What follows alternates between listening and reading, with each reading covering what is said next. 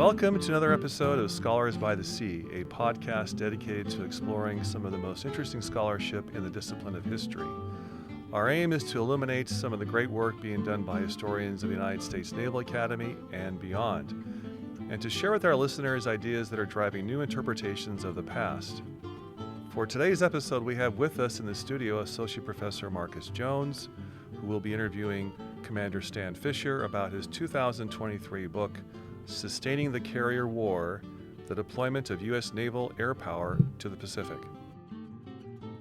It's a great pleasure to have a chance to talk with Stan, a friend of mine, Commander Fisher, about his book.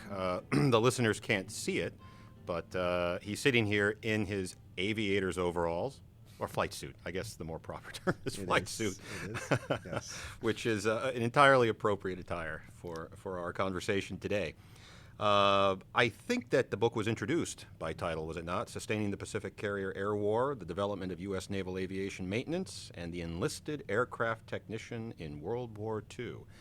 I'm really excited to have a chance to talk about this, not least because as somebody who's taught naval history at the U.S. Naval Academy for years, I can appreciate just how oftentimes necessarily, but maybe to an extent not necessary, it tends to be pretty operationally focused. This book provides a perspective very unlike the conventional. If you could talk for just a little bit about what the book is, what it's about, maybe how you came to the topic, and why you focused on this particular element of the carrier war in World War II and not something else. Well, great. Thank you for having me, Marcus. It's been it's an honor to be here. It is surreal to be sitting here talking to you about this book at this point in my career. And yes, in a flight suit today, because it is a flight suit, a Warrior Wednesday here at the Naval Academy. Wednesday. Wearing my very rarely worn flight suit now, but years ago. And on a side note, funny that my wife had a flat tire today, gave me a call, so I had to actually run out and change the tire because the roadside service couldn't be there until tomorrow. So fortunately I had my flight suit on, so I was able to make it out, change the tire, less than 35 minutes back here, actually changed 2 tires, moved one from the back to the front, and then back here. So I actually felt like a maintainer here this afternoon. So it was a great chance to actually break away from the desk and actually do something with my hands. You know, I've been at the Naval Academy for 20 years, and I've never seen a pilot in a flight suit changing a tire. Got a picture of it. I'll show you after the podcast. But back to your more important question that people are probably more interested to hear about is why did I write this book? Well, the idea of the book came to me when I was working through my PhD. First met up with my advisor, Dr. John Samita, over at University of Maryland, and we were just kind of spitballing ideas, and he understood that I needed to get through a PhD program rather quickly as a permanent military professor for the Navy. What does rather quickly mean? 4 years. 4 years. So the Navy gives you 4 years if you get selected for this program, and they say go and do great things, but be back and teach in 4 years, or you can go back to the fleet. And so I went, had the opportunity, so I seized it, and we were sitting around. All right, we need to get through the coursework, and we need to start working on a dissertation idea, a topic. And I had some other ones that I had thrown out there, and they were all pretty quickly swept away by him and said, no, been done. And he knew my background and as an aviator, and he said, well, what about, what are you interested in? What do you like to read? What do you research? And of course, as a good naval aviator, World War II is always and aviation in general is always interesting to me. And he said, well, there's been plenty done on battles and aerial type of aspects of that. What else did you do? For the sake of the listener, if you had to point to 1 or 2 or maybe 3 really good, impactful books on the history of carrier aviation in World War II generally, what would they be? Just as a little aside. Oh, I think Clark's Fast Carrier. Clark Reynolds? Test, yes, yeah. Clark Reynolds, excuse me. We go way back. Clark, rest in peace. Some of my own kind of go-tos as far as naval history regarding aviation history in World War II. Definitely, you can't do it without looking at Clark Reynolds. Mm-hmm. He has the fast carriers, forging of an air navy. You also have his story on John Towers, which I used a lot in this in my book actually and in my research. Oh, interesting. And he does a bio on Admiral John Towers, a struggle for naval air supremacy. And then there's William Trimble's Admiral Moffett. Of course. Yes. So Bill Trimble does some fantastic work and very thorough. Former class of 1957. Yes. Professor here at the Academy. Yes, formidable historian of naval aviation. Also wrote about the Naval Aircraft Factory. So another good book that I pulled into a lot of my work. And I think that, between that and then Charles Melhorn, Two Block Fox. Oh. So the rise choice. of the aircraft carrier. And so these kind of gave me a background. And then you really can't go wrong you can't go wrong by looking at, I kind of call these the originals, Samuel L. Morrison's. Yeah. All his books on World War II. Well, it's interesting. Your choices are also a little more nuts and bolts about the internal character of carrier aviation and less blow-by-blow campaign accounts and more the dynamics of that service within a service, so to speak. It kind of makes sense that would lead you to this kind of a topic. Right. And I the blow-by-blow campaign accounts, and I read a lot of John Keegan during my my graduate schoolwork. That was, kind of not forced on me, but recommended to me by Dr. Samita. And Keegan talks about battle history, right? So much is written about the battle history. And so as Dr. Samita and I were sitting around talking, there's so much battle history about World War II, but there's nothing behind the scenes. You don't really get to see what goes into the battle. And he's like, okay, well, carriers, and what about aircraft maintenance on the carrier? And so we kind of, looked at that for a while, and I couldn't find anything out there. Couldn't find anything that was written about that, and so we came back to the table, and I said, "Look at this. This is pretty much a blank slate." So that begs a question: how do you get at a topic like that? There's not much out there on it. Where do you go to begin attacking? Well, I happen to be half Irish on my mother's side, so lucky the Irish played in on this one, and I stumbled across some unpublished records, naval records, administrative records of World War II by the Department of the Navy. And we have those here in Nimitz in our archives, and they also have them over at the Navy Yard in NHHC. And those, they're all in the old school microfiche, so you got to pull out the slides and put them in and read through that. Some of them have been digitized now. I think they're working over that over there in NHC. From what kinds of organizations inside the Navy would records that bear on aircraft maintenance, aviation maintenance, on carriers or in the shore establishment, organizationally, where would those records have originated? Where would they be situated within the Navy? Once the Navy put together the Deputy CNO for Air, right? So the DCNO for Air, that department back in the day when we more so valued history, they had actual historians, I guess, and they would compile these records for future reference. And so these records were put together, and they actually employed many of them are reservists, but to actually write the administrative histories. The battle histories were being written as after action reports, and they were coming out, and again, guys like Samuel L. Morrison are really putting these pen to paper. But these kind of historical, the administrative sides all just got filed away in these long reports, and I'm talking hundreds and hundreds of pages. Wow. And they're all cataloged by different parts of the Navy, whether it's maintenance, training, aviation, surface, subsurface, and then going into the, like I kind of call it the non-sexy part of the war. Actually, when you lay out the categories that way, you realize just how essential exploring this topic is for understanding carrier aviation. It's not just a question of aviation maintenance, it's how that bears on so much of what the Navy is able to do with carrier aviation during the war and actually before it as well. Right, and a lot of it does, and they're very well written as far as they go into the interwar years and really start out in that mid-1920s, kind of the Moffett era, and build up to World War II.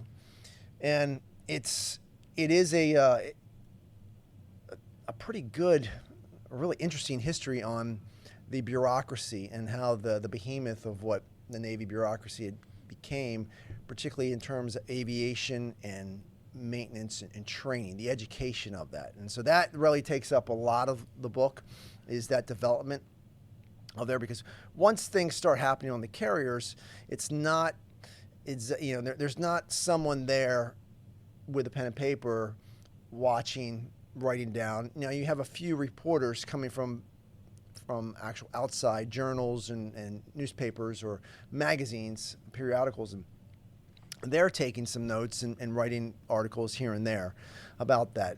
But it's not studied as much as the actual schools and the development of those technical training, or the trade schools is what they were initially called. You're referencing the Moffett era, I should say, not area. Brings to mind what's so essential about the book's argument, in part because it is based on a contrast between what the Navy was able to do, what it was pursuing before the outbreak of the Second World War, and what followed necessarily, the expansion of the fast carrier task forces and the explosion in the number of aircraft, embarked at sea, the sustainment of those aircraft at sea. If you're able to, in a paragraph or less, basically, how would you succinctly put that argument to the listener? Well, the book is most essentially about what? The book is most essentially laying out an argument that says the war was won not just by the pilots, the admirals, the aircraft, and the aircraft carriers. I'm talking the Pacific War here. But also, what played into that was the actual man or woman on the deck plates, turning the wrenches, actually doing the work on the aircraft, the maintenance side of it. So the book aims not to disprove the importance of Halsey, Jimmy Thatch, Butch O'Hare, and those characters, but it adds another layer to the story of victory, right? It's not battle history, but it's the history of the battle. Okay, that's an interesting distinction. The book makes clear that the aviation maintenance establishment in the Navy prior to the war was pretty small. It was. And I tend to think of that continuum of readiness, you might say, as a piece. Maybe because I'm an historian or I've been working in and around the Navy for so long, I wouldn't disassociate the lethality of the carrier forces from their ability to generate, sorties off the deck, and to do so on the basis of a rigorous maintenance regime. Maybe some people just took that for granted or what have you. I never really had an internal perspective until picking up the book, what that was like. What was aviation maintenance in the Navy before the war? Yeah, it like? was. That's kind of that's back in the day, as some would say. It was a peacetime, right? So it was the interwar years, and aviation was fairly new. It was very small in terms of what the Navy was looking at. I mean, for most of that period, we had 5 or less carriers. So there wasn't a huge concern about what are we going to do if the balloon goes up. We have enough planes that can supplement these carriers working during mainly the war games that's going on through the Naval War College. And the banana wars are going on, obviously, but it's not a big naval aviation drive. So really the maintenance that's being done has been all kind of on the OJT. So it's all on the job training. Most of your technicians have been trained by someone above them, who's been trained by someone above them. It's that idea of kind of working inside of a not an abandoned hangar, but a hangar that's not actually being used for aircraft. So that's, there'd be maybe a small shop in the corner, which you would bring in, Airman Johnny Smith, who's brand new from Great Lakes, and you're going to teach him how to work on a radio engine. So it was less formalized, less structured. Much less formalized. Interesting. It was. I mean, there were schools, but there weren't a standardized schooling, right? That begs a question. Can you speak a little bit about, when we talk about aviation maintenance, what are we talking about? I mean, what is involved in maintaining or making ready or maintaining at a reasonable level of readiness? Right. I mean, we're in the era of the F-35, where getting to 60% readiness is considered miraculous. That is. What is concretely involved in maintaining an adequate rate of readiness in the carrier aviation fleet, either ashore or at sea? Well, there's there's really two types of maintenance. There's the maintenance that everyone kind of looks at as in, if it's broke, we got to fix it, right? Whatever that may be, a blown tire, a strut is gone, or you have an engine failure, an engine leak, let's pull the engine. Then there's the preventative maintenance side of it. That's the normal daily turnarounds. That's your pit stop, right? This is you're pulling to the pit row and change the tires, change the fluids, gas up, that type of thing. And that's really what takes the brunt of naval aviation maintenance, and most likely pretty much all the services, is that daily preventative maintenance. Because every time you fly an aircraft and bring it back, maintenance needs to be performed. So is it the same people performing Yes. both kinds of maintenance? Depends. Under the same circumstances, or are those two kinds of maintenance demarcated, separated out in space or time? They are separated out particularly in, depending on what it is, could be space, but definitely time. So, we have what we call 30-hour and 60 hours. Every time an aircraft flies 30 hours, there's certain things that need to be done, whether that's an oil change, hydraulic fluid. It's kind of like a Jiffy Lube service. And, you're in and out, and it's quick, and they can do it, within a couple hours. And then there's... And those numbers are relevant to the period we're talking about, 30 hours, 60 hours. Yes, they actually were very similar to those hours. They weren't exact at the time. But then when you get into longer periods of flight, say an aircraft flies for a couple hundred hours, then there becomes a phase where an actual part is deemed by the manufacturer that this is going to actually have a failure rate that's going to happen at this particular time of a flight hour. You need to pull it and replace it with another Based one. on incredibly rigorous and deep testing Yes, of that because part. they're getting paid It's to systematic supply another one. process of Yes, it's a beautiful thing. Capitalism at its greatest. So that's the other part of it, as far as that, and that's more major phase maintenance, and so that puts an aircraft unavailable for a longer period of time. So a couple of really good questions that derive, I think, pretty readily from that. Did the evidence you have at your disposal provide a perspective on what the balance between that shorter-term intervention-based maintenance and those 30, 60, 90 anticipated intervals of upkeep and maintenance, how does that generally work out for the personnel and the organization involved? Is it a 50-50 proposition? Are you doing that preventative maintenance routine 80% of the time? Are the aircraft reliable enough, sturdy enough that you're not dealing with a blown strut or something that failed unexpectedly and catastrophically? Or is it pretty much ad hoc?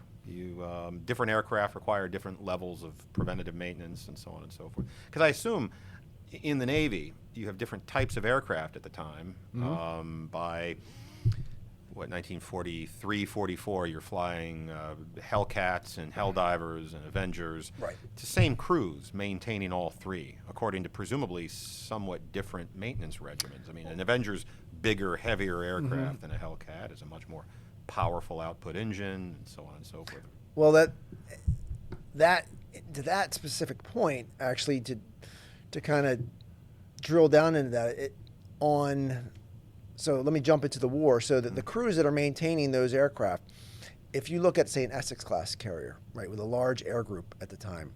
How big is a large air group at the time? You have about 100 planes, 90 to 100 planes on there. The maintenance personnel the aviation maintenance personnel on that carrier, they are specifically assigned to one particular type, model, series of aircraft. Okay. So you're a Hellcat plane captain, you're a Hellcat engine guy. This is what you're going to work on. And that's your Now, if you jump over to the escort carriers, which we had about 70 of them or so during the war, so carrying about 25 to 30 airplanes on board, those aircraft technicians had to be able to work on multiple types of aircraft. Why a greater diversity on the escort carriers? Because they had a greater diversity of airplanes on the escort carriers. The escort carriers weren't out there now, and you obviously do a lot of study on the Atlantic side, and as in the Battle of the Atlantic, they're involved obviously in the operations, and that's their kind of their role. But if you go to the Pacific, the escort carriers are doing a lot more of actual logistics, and they're delivering airplanes. Yeah. And they're also involved in battles as well, because they're part of the task force. But many times they're bringing multiple types of aircraft from either, say, Pearl Harbor, which is often the route they would take from Pearl over to the Western Pacific, or they're taking them from some of the island bases that we had that actually would prep the aircraft and deliver. And so the maintenance team on board the escort carriers had to be ready to fix anything at any time if that plane needed to get off the deck, because often they were trying to deliver it to That is fascinating, a big actually. carrier. A much more all-purpose shop than, I guess, the more focused strike capability. How big were the maintenance complements on a fleet carrier, an Essex-class fleet carrier at the time? How many personnel are we talking about? You're talking somewhere in that 600, 700, 800. Wow. Yeah, That's and a maybe at the tremendous most- proportion of the overall complement of the ship. Right.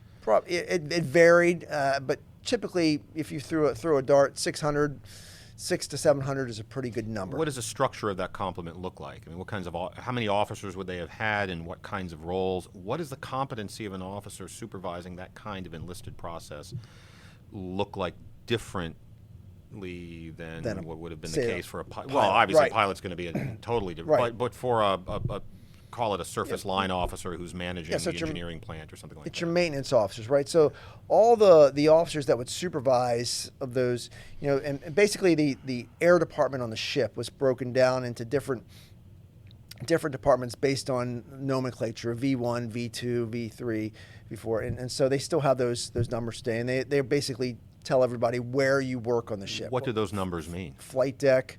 V1 is your flight deck. Okay. V3 is your going to be in the engineering spaces and so forth. The numbers have changed a little bit over the years, and they did change between the escort carriers and the larger Essex class carriers. But within those departments and those divisions, typically you'd have one officer that would be in charge as the supervisor, and those officers were the ones that were there really permanently were all typically had gone through specialized aviation maintenance training. Okay. So they actually would go to the schoolhouses, same as the enlisted, and they would have different courses for them because they were not brought on board or getting paid to actually do the work. They were there obviously to manage, to supervise, but they to were lead. expected to have that technical competency. They had to have, yes. Because Very oftentimes they were interesting. signing off on the work that's being done. There's a lot of interesting questions that flow from that. Who these officers were, from where they were sourced, how they were educated maybe differently than officers in other. We know, for example, from Tyler Pitroff's work that the engineering plants on high-pressure, high-temperature steamships necessitated a different kind of officer, different quality, technically, of officer than was true elsewhere in the Navy, perhaps. And what you're suggesting is that we're seeing with aviation an increasing degree of technical diversification in officer competence, and presumably how they're selected, trained, educated, and retained, and so forth. Yes, that is fascinating. The actually. schools for aviation maintenance officers, they grew out of this period. Right now, this is a whole track that you can go in the Navy now, and you can do that, and that is your career. You are running a maintenance shop. You're an officer. You're not flying. Your job is to make sure everything gets done on the deck plates, in the hangar, or whether it's shop. So, I've been aboard World War II aircraft carriers. Some in better shape, some in worse. Some more open to touring, some less. Like the Intrepid up in New York exhibits almost nothing about carrier aviation. The Yorktown down in Patriots Point is virtually an open ship, and you can see lots of spaces below decks and below the hangar deck and so forth. It's easy to think as a novice that aviation maintenance, when you're talking about it, is done in the hangar deck. But I have the sense that it actually involves a heck of a lot more of the ship than just what's on the hangar deck, or perhaps even on the flight deck itself. Talk a little bit about how that process, which was so fundamental for the readiness of the aircraft, the ability of the aircraft to sortie a strike and to recover it, how did that process influence the design of the ship, if you can speak to that, and what it meant for the operations of the ship? Because it must have involved, what other spaces were involved? What were in those spaces? Well, the idea that, you know, was it configured in the ship? So it was certain things forward, certain things aft, so on and so you got to forth. start with a Langley, right? CV1, first carrier. And so the idea that the Langley, or they had for the Langley, particularly Bull Reeves, John Towers was actually the one of the CEOs of Langley in the 20s. And when Bull Reeves was trying to figure out how to use an aircraft carrier to fight a naval battle, the idea was planes would all be on the deck, on the top deck, and that's where they would stay. Everything down below was used for supply. They would store extra planes, parts. There really wasn't much done down in the hangar, if you will. And the Langley was obviously a one-off, a little different than anything we ever put out there. And that was fine for what they were doing at that time. And this is late 1920s, right? And most of these are biplanes. Many of them are still made with wood and aircraft fabric, right? So you don't have the big corrosion factor that we start to see later on when we switch over to all metal airframes. Lose the biplane look and we go to the monoplane, and really with the Brewsters and the F2s and eventually the F4Fs with the Wildcats. The initial idea was to put all your spare aircraft and your spare parts in the hangar, and then the limited amount of work that would be done up on the flight deck. Obviously, that's great if you're in a very temperate environment, but when it gets to be very hot or very cold, and weather just doesn't work out, then that gets to be kind of miserable. So the design of the aircraft carrier, as they started to think through this, and we got the Saratoga and the Lexington and so forth, after that they said, let's think of a way to do this better, right? And so the actual plans for the Essex class were done way before she even showed up. Actually, they were put in place before, as you probably know, Pearl Harbor. And that design was influenced not least by Packy Shade, the great naval architect and engineer. Yeah, not a bad legacy. So the using elevators to bring aircraft up and down, whether it's a fore and aft. I don't really know if there was a difference as far as where and where things were stored, but they would do things back in the 20s and early 30s, like actually strap airplanes to the roof of the hangar. Oh. They called it tricing. And that was how they could get more airplanes, because the idea was, how do we get more airplanes on these carriers? And they would, I have pictures in the book. I mean, you can see airplanes actually strapped to the roof of the carrier, and then people working down below them. So not giving me a warm fuzzy if I'm that guy as we're pitching and rolling and there's a plane up above me. I would think, given the fact that the hangar deck was the armored deck and the structural deck in an Essex class carrier, I would think that you'd have to design the structure above that to accommodate that that weight and the way it might shift. And interesting. Eventually, I didn't think of that. That's very interesting. Eventually, they didn't need to use that anymore, because, as I discovered, when industry started producing enough airplanes that we didn't need to worry about replacing them or fixing them or having extra on board, because there were so many planes in theater. If something would go wrong with one, we could just toss it overboard. Exactly. Yeah, literally toss replacement aboard. Many of them were actually tossed overboard, and instead of trying to fix them. And another one was flown out, and an escort carrier would bring one out, or they would fly off one of the islands and land on, and you get a new plane ready to go. Fascinating. Yeah. That's really very interesting. That trajectory of how the maintenance, the prospects for it, the requirements for it shape the shape of the carrier itself, the design of it, and then its operational flow, where to position hangars, how to think about cycling aircraft to the flight deck for sorties and recovery and putting it back down again. That that continues to the present day. I was struck to see that the Ford has a hangar configuration different from that of the Nimitz. They're still thinking through different possibilities. It's how fast you turn that cycle, get airplanes off the deck and back on the deck, and how fast you can turn that around. That's from day one. That's been the kind of the goal, is to improve that time, basically make it faster. And we like to do it in America, everything bigger and faster, right? Bigger, faster, better. So talk a little bit, if you would, about how the requirements of the war, the need radically to expand both the carrier fleet, the number of aircraft that fleet embarks, the need for readiness of that much larger number of aircraft. How did that expand the ranks of maintenance personnel so radically? How did the Navy deal with that requirement?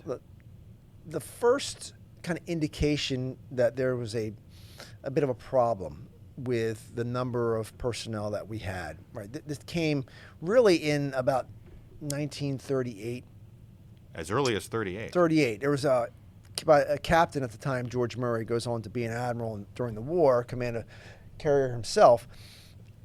He recognized, he was working at the Bureau of Aeronautics, and he recognized that as this idea of a two-ocean Navy starts to kind of rear its head, and the writings on the wall that something's eventually gonna tip the scales, and war's on the horizon. 38, 39 comes. He recognizes that we just don't have enough people in place, and he doesn't have enough people in place at the Bureau of Aeronautics to manage getting all of the people that they need out to the fleet. And so he mentions to John Towers himself, and says, "Boss, Towers is the chief of the Bureau of Aeronautics at the time, and says, boss, we have a problem here. We're understaffed and overworked. Imagine that." And John Towers, whether it was through hubris or whether he just was ignorant of the facts, said, "Stand pat." And that was his exact words. "Keep things the way they are. We're not changing, and do more with less." Well, that went on for about a year, and eventually Towers recognizes that, all right, FDR wants 10,000 airplanes. We only have 3,000. Now he wants 15,000. If we have to actually buy all these aircraft, we're going to need not only people to fly them, but we're going to need people to work on them.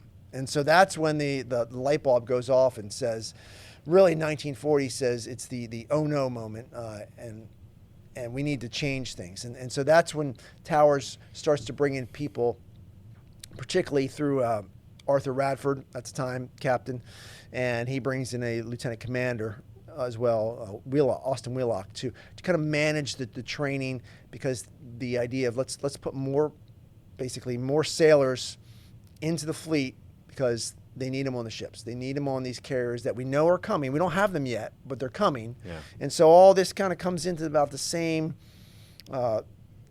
it all kind of hits about the peaks in late 1943. And that's when we start to have the greatest number of trained technicians that are in the fleet, have completed their schooling. 43. Late 43. Okay. So really at the, before we start to get into what I kind of see like the nail in the coffin period, where we start to really drive it home against the Japanese and throughout 1944.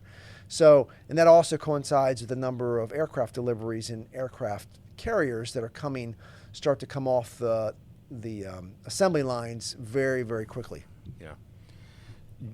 Is there an important feedback to industry for this process? There must be. The manufacturers of the engines, the manufacturers of the aircraft, they're providing specs, they're providing guidelines for maintenance requirements. They're also providing, presumably, parts and training. The Yes. Navy has to incorporate that into the training of the personnel. What does that process look like? How intensively involved were the civilian manufacturers of the artifacts themselves in the Navy's management of those artifacts at sea? Well, I looked really mainly at Grumman for most of my work. Why Grumman? Because they built the fighters, and that was the easiest comparison to do, with number of fighters versus number of maintainers, number of aircraft carriers, and that had the biggest, from my perspective, the biggest shift from going, we had 250 or so fighter carrier fighter aircraft in 1937. That's amazing. 1940, we're just a few more than that, and then 2 years later we're looking at 2,000. Yeah. And eventually we're into that a total of, we're getting 500 a month from them. So as Grumman is actually making these aircraft, there is some design as far as, when you deliver a product, you got to deliver a manual with it, right? So there were aircraft manuals and instruction manuals that would come to the fleet, but they weren't really standardized. And so that's what the Bureau of Aeronautics has to figure out, is how do we standardize all of this stuff that we're getting? I mean, there's, 30, 40, 50 different manuals on different parts and different parts of the airplane that are just kind of scattered about, and whether it's tucked away in a corner somewhere in somebody's desk, and we use this book, and the Navy realizes that we're really kind of doing business very kind of ad hoc off the cuff, right? We need to standardize this. And so that's what guys like Radford and Wheelock and another guy they bring in from the reserves, Daniel Brim, and he's an actual, in the civilian world, he's an actual instructor or a professor of the practice, maybe, of aircraft maintenance. Oh, no. And so he worked for aircraft manufacturers designing their manuals for the civilian aircraft industry. And so he comes in and basically he starts collating all the material and developing actual textbooks that can be read and understood by, again, sailor Johnny Jones from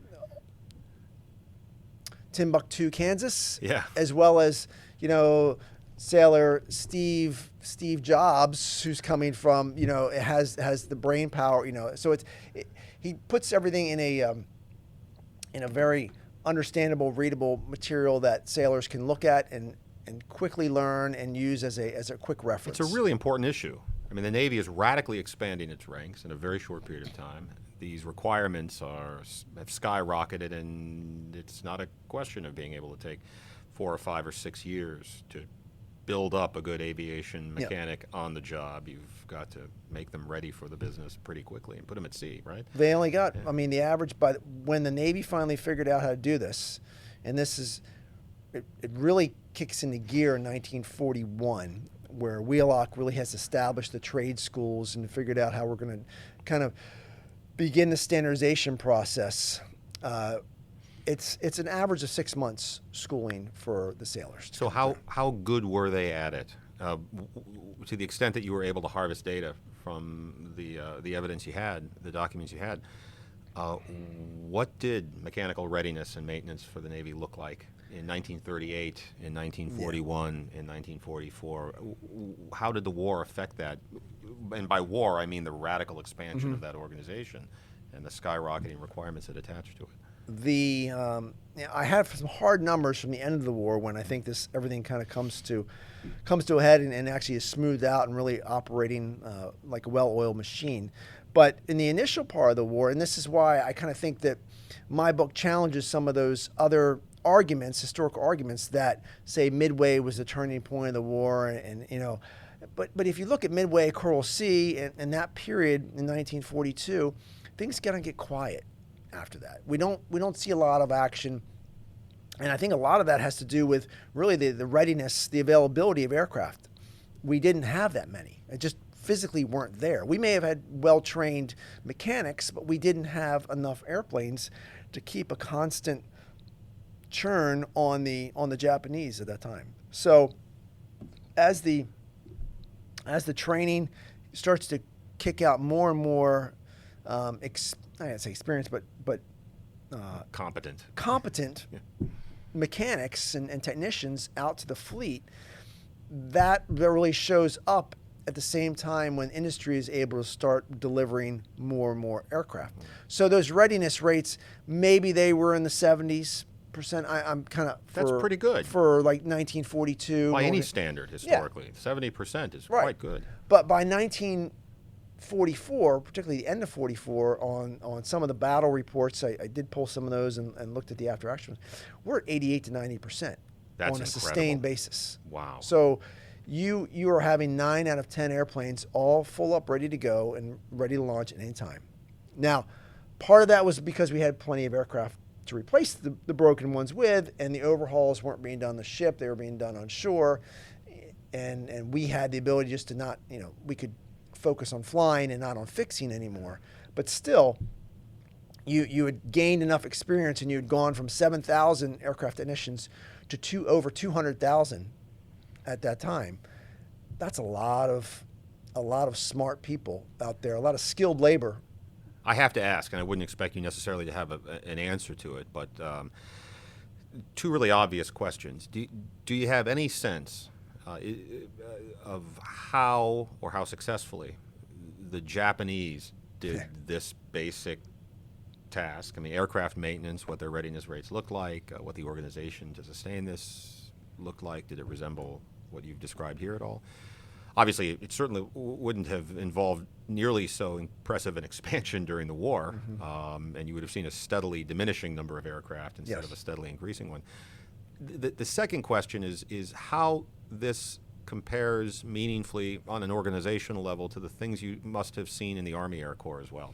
Good question. Which is undergoing a similarly radical expansion, and a similarly radical expansion in the technical sophistication of the aircraft they're maintaining. I mean, the difference between working on a B-17 or a B-24 or a B-25 or something like that in 1941-42 and a B-29 with super compressing engines, in 1945 must be very different. Not just the engines, but the technical complexity of the platform overall, its control systems, its pressurized capsules, so on and so forth. How did the Army manage that process? Did it look a lot like the Navy? Yeah, let me answer the Army question, because that's a really good one. And I was forced on me to find some of that information by Dr. Smita, John Smita. He was like, can you find something that compares Army versus Navy? We got to throw the Army-Navy thing. We're coming up Well, it's also a relevant control. It is. For any kind of a claim you make regarding the one organization. It is. And fortunately, from what I found was, as it should be, and everything's right, that Navy did it better with less, right? So the Navy average... We haven't talked about the Marine Corps yet. I know. Well, I'm including the Marines because they were being trained, and all this includes really Marine aviation maintenance too. They're just doing less of it on the ship and more of it on shore. But the Navy kind of had their standard was about seven to eight, between 6 and 8 maintainers per airplane on the carrier were required per airplane. So, you have an F6F Hellcat, you have typically maybe 7 technicians are assigned to that aircraft. You need that. That's your number as far as how many people you're going to have on board in order to fly and to keep those to maintain that level of readiness at the rates we're talking about. We haven't talked yet about this, but those 7 or 8 people, they're broken out by different grades of competency or different subspecialties, or are they all just okay? Right. So they had different skill sets. Whereas the Army, though, you were more in that 9 to 10. So not a huge difference, but we do more or less. I mean, now but I also add on, the Army's doing all their work on land. Right, so they don't have to deal with what we have to deal with on a ship, where you're limited in just physical space, but also you're limited in what's available, parts as well as sources of. You must have had to have been more inventive.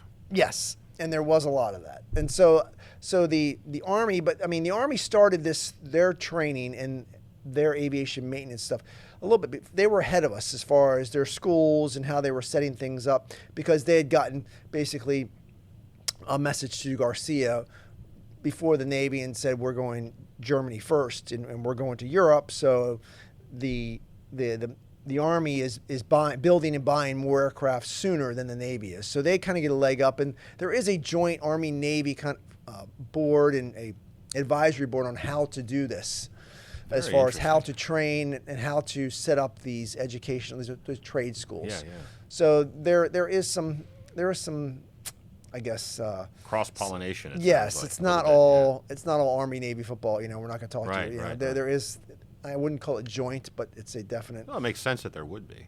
Right, and so, and to your second question on how well the Japanese were doing this, I wish I had that answer. I don't.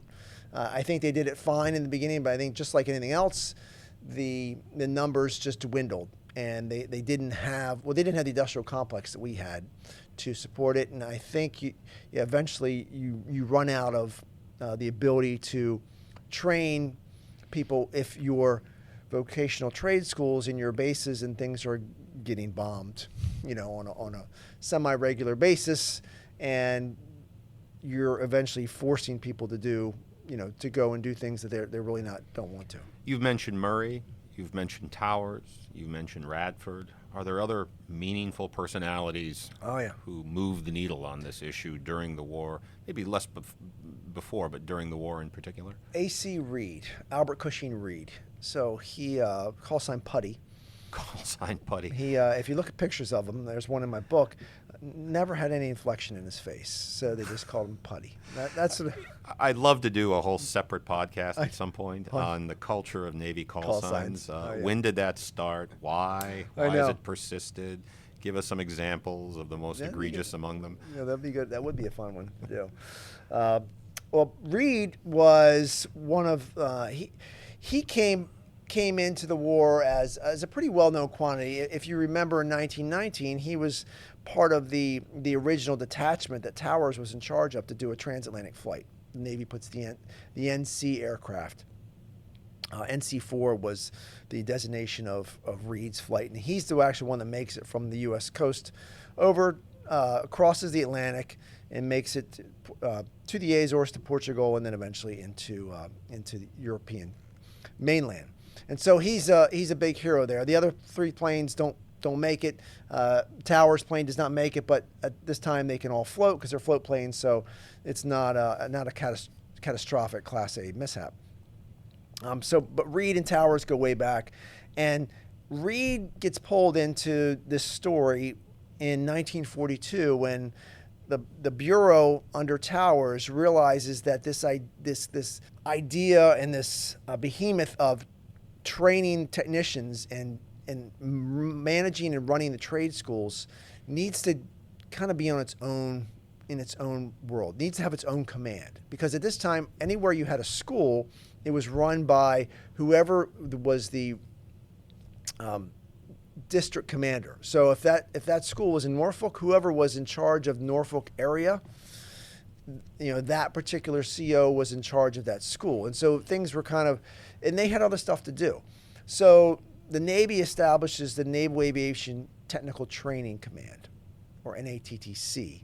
And the first chief of that is A.C. Reed as an 06 and obviously retires as an admiral. Is it incorrect to see this as a kind of organizational predecessor to nuclear power in the Navy? As a development of a technical competency that has to be centralized to some extent and standardized and comprise a pipeline of specialized talent to maintain a core capability. Yes, it does. I mean, NATTC exists today. Still, this is where all of our sailors go through and learn how to work on aircraft. The Surface Navy has its own version of it. The nuclear pipeline has the same thing. Same with the subsurface Navy, right? I'm not sure which one was first as far as an actual command and when it was established as a command, but I know that NATTC was established formally on September 11th, 1942. So that's a little bit before nuclear power in the Navy. Just a bit, right? So I would say that they did beat out Rickover's and his crew, but Rickover's probably watching.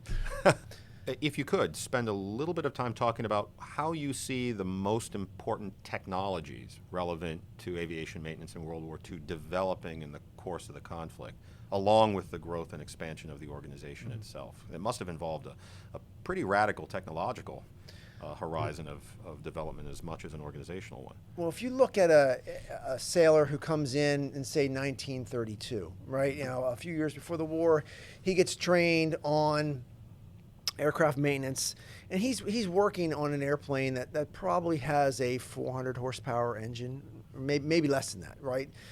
Something that maybe a couple 250, 300, and then a couple years later, if you look at the numbers as far as particularly in fighters on where that horsepower goes up to by by the end of the war, we're at plus 2,000 horsepower on your standard Navy fighter. By the end of the war. By the end of the war. Like a Bearcat the Corsair, or something like that. The Corsair is Okay. sitting at like 20, don't quote me on it, like 2,300, 2,200. So sort of maybe an 20. order of magnitude increase. Yes. So power output. definitely. So this technician comes in working on basically a lawnmower, and then by the end of by the time he's a first class or a chief, he's got a Ferrari that he's got to manage, right, and keep up and running. And so that's the and the schooling has to keep up with that as well. So that's what amazed me to kind of see the minds and the effort that was going into. All right, how are we going to bring these sailors from the recruiting stations into the Great Lakes and then get them schooled up and ready to go?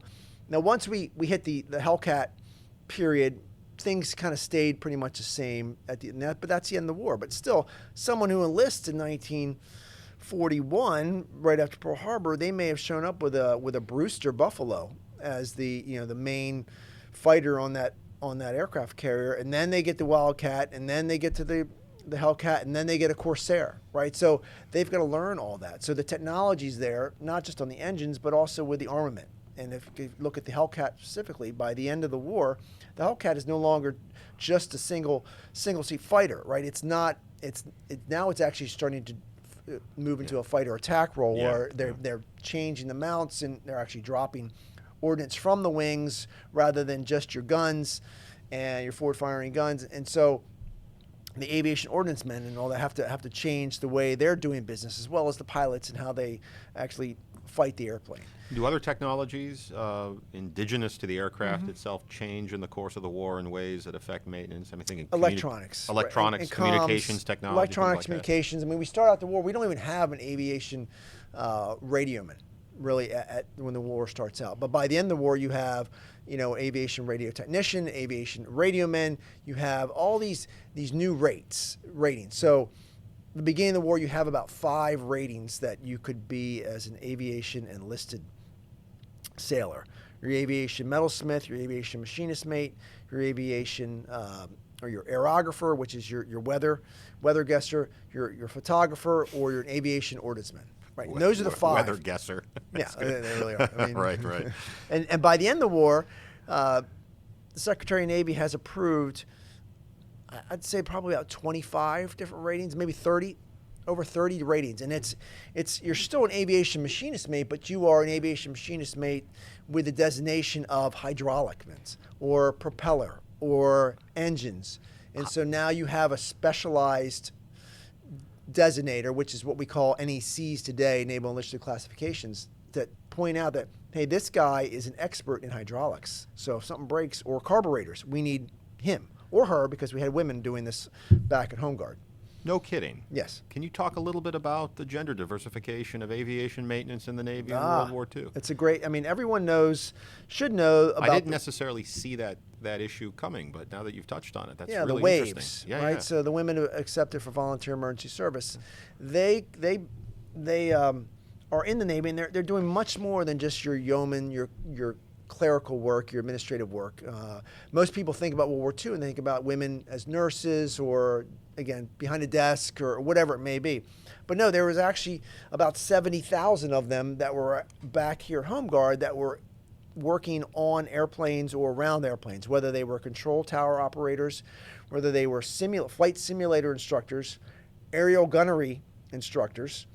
They were aviation machinist mates, metalsmiths, riggers, parachute riggers. They, electronics mate. They did everything that the men would do, but they weren't permitted to do it at sea. Yeah, those aren't marginal roles. That's woven into the warp and weft of the organization and everything that makes the organization effective. Because you had so many pilots training here throughout the country, and all these, many bases, and all those airplanes need to be kept maintained and kept up and flying just like the ones at sea did. But we had to, the rule was that the women would not go deploy on ships at the time. So, but they did Radford specifically said, we're going to have them do everything the male do except for deploying the ship. And they did. And they would run the entire maintenance departments at these bases. And it was mixed gender too. So you had shore duty males working in squadrons with females, and it was cats and dogs living together, but it was great. The stories in the book I read, that I put in there, it was really a congenial environment. It was really, everyone appreciated the work that they did, and yes, there were more males at the schools and the females, but everyone, again, this is 1943, 44. There's this element of patriotism and this element of we're here to do God's work. There's nothing quite like a mission focus to galvanize. Galvanize. It's a great galvanize progress in organizations along these lines. It's impossible to think about this topic, to reflect on a lot of the things you've touched on today, without also thinking about how radically carrier aviation is changing in the present. I've only been in and around the Navy as an organization for a couple of decades, but in my lifetime, we've seen a new class of aircraft carrier join the Navy with a presumed set of capabilities down the road. It's a 70-year platform, and the expectation of the Navy is that the deck is going to look a lot different by the 2040s, the 2050s. That it has ELAMs that lends an ability to deploy different kinds of aircraft, heavier than aircraft, not just heavy jet-powered aircraft that steam catapults kind of bias you in the direction of, but lighter, smaller, a lot of unmanned potentially. Yes. And presumably, these new kinds of things will necessitate a different kind of technical profile, a different kind of profile of the people who manage them, maintain them, ready them, different numbers of them. They're going to have to come from different places, presumably, and retained in different incentive structures. Based on, in your book is, to my way of thinking, it's really groundbreaking along these lines, because it does peel back the curtain and compel people who care about the Navy as a warfighting organization to see things that may seem as humdrum or marginal as maintenance relative to warfighting at the tip of the spear as just as central for the effectiveness of the organization, for the lethality of the organization, as just putting warheads on foreheads, so to speak. Can you speculate a little bit based on this book, where you think the Navy is headed, and however impressionistically, you're not going to be bound by this, and we can maybe safely ignore this in 20 years. Everything I say, here's my disclaimer, is my opinion only, not that of the United States Navy, Naval Academy, or DoD. But I think that, if you go to industry, right, you go to our main defense contractors, they do understand that sustainment is key, right? There's the initial purchase of a weapon or technology, and that's great. But what really takes an effort is to sustain that, and whether that's maintenance, or whether that is a resupply, or whether that is just a general logistics chain. Oftentimes that's where the money is, I think, also as well, just from what I've seen working at Nav Air and acquisition. A lot of platforms are designed, I think, with that in mind. Exactly, right. It's like cars too these days. Everything we buy. But no, I really, and that's important to realize that. And the Navy, I think, we are still training technicians very well through NATTC in Pensacola. But as technology changes, and we go more and more into things like F-35 and what comes after that, right? It's not the same type of maintenance that is going to be. It's not my father's Navy anymore, as they say. It's a lot of trons. It's a lot of chips. It's a lot of everything is being run by algorithms, and eventually it's going to be AI is coming. It's already here, and it's here in predictive maintenance. It's here in the civilian world, and I know it's here in DoD, but how do you train a 19 or 20-year-old who's just fresh out of boot camp on, all right, well, when this F-35 doesn't work the way it's supposed to, what type of code is it kicking out, right? Right. It's not like you can just look at it, oh yeah, it's leaking oil over there on the number one, Right. number one sump Probably pump. doing that too. It's probably doing that, but something's also telling right. you as the maintainer. Yeah, the effectiveness of these capabilities depend on really the extent to which they're networked with It's other a network, capabilities, right? ISR and control systems and so on and so forth, and that really is a different kind of Right, and maintenance. we don't expect, no one expects there to be a war of attrition like we saw in World War II, and but that's the question: are we prepared in case it happens? I'm not saying that's the right tack to have, but I don't see how we could support a war of attrition with the numbers that we saw in World War. I mean, there's no way that industry can churn out 500 F-35s a month. I mean, Grumman did that with the Hellcat for the entire year of 1944. They were 500 planes a month were coming off the assembly line. I So think Lockheed produced 143 last year or something like that. But we're only their order book has got like 3,500 aircraft in it. yeah, but we're only maintaining a 60%, as you said earlier, 60% readiness. If we do get into a hot war, then where does that number will obviously go up? But are we learning different ways to standardize and to is there a plan in place to get more of the skilled labor that we're going to need in order to actually fly and fight these aircraft? Or are we going to just repeat the same pattern that John Towers did in 1939 and have to jump through hoops to get things going? And will we have a good 2 years to kind of rest on our laurels and kind of regroup? Yeah. I don't think so. I find it very, very dubious that would be the case. I mean, the analog might more likely be that of Japan, where you begin the war with a very competent, very lethal force that's highly developed, and then see continual diminishment of it through attrition and inability to regenerate. Yeah. Yeah. So that's very interesting. That's the challenge of all this fantastic technology we have out there. It's great, but when it breaks, it's a little harder to fix. Yeah, I was talking to an EDO not long ago who tried to describe to me the difficulties involved in bringing a surface ship notionally struck by a precision strike anti-ship weapon back online after having a hole punched into it. I was saying, Yorktown turned around in like 72 hours or something, and he said there's several miles of cabling and fiber optics. Just go look inside the skin of the ship and look up. He said it's not a question of welding a patch in place and getting back out to sea. Yep. Maybe you can do that, but the ship won't be able to fight. Yeah. There's a lot more we could potentially talk about, but I think we would tax the patience of our listeners, and probably a lot more to which we could return, perhaps at a later date. Stan, this has been a fantastic discussion about a book that, quite frankly, anybody interested in naval history, it behooves them to pick it up and to appreciate just how much work you put into what should now be a central topic to how the Navy understands its history in World War II. Thank you, Marcus.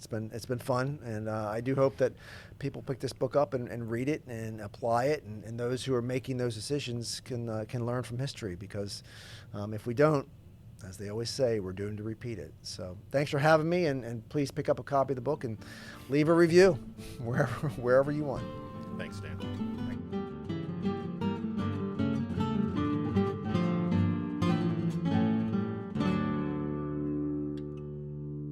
This has been a production of the History Department at the U.S. Naval Academy, located in Annapolis, Maryland. If you enjoy our programs, please let us know, as we'd love to hear your thoughts. You can reach us on Twitter and Instagram at USNA History, and our email is historyproductions-group@usna.edu. For more information about the History Department at the Naval Academy, please visit usna.edu/history.